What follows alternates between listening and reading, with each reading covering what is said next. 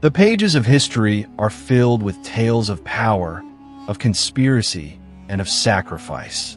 Kings rise, build empires, and are lost to the dust of time. But in the annals of history, there is one king whose story is not of war or conquest, but of a choice that shook the world's largest empire to its very core. This is the story of King Edward VIII of Great Britain, who was faced with the crown of a centuries-old empire on one side and the woman he loved on the other. And the decision he made is still remembered today as one of history's greatest love stories and its greatest sacrifice. Before ascending the throne, Prince Edward was the rock star of his time. He was handsome, modern, and charming, immensely popular with the British public and across the world. He was poised to be a king who embodied the new spirit of the 20th century. But a storm was coming into his life, and that storm was named Wallis Simpson. Wallis Simpson was no princess. She was an American commoner, and a twice-divorced one at that. In the conservative British society of the 1930s, a divorced woman was considered unacceptable for the royal family. But fate had other plans. Prince Edward fell madly in love with Wallis, captivated by her intelligence and self-confidence.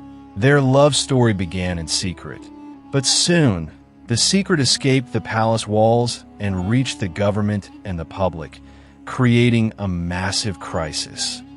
In January 1936, following the death of his father, King George V, Prince Edward became King Edward VIII. He was no longer just a prince.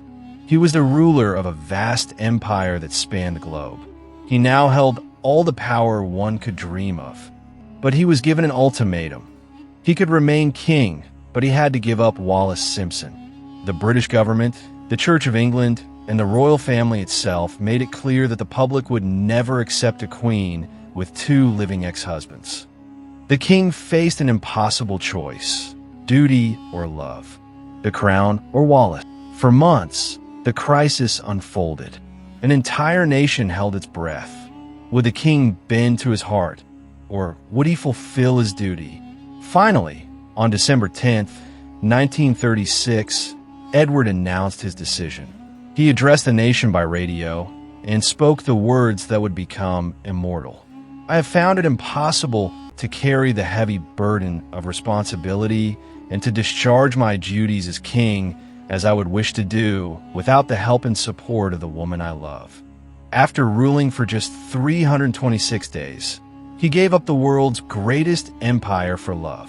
His younger brother, George VI, took the throne, and the course of British history was changed forever. After abdicating, Edward was given the title Duke of Windsor, and he married Wallis Simpson.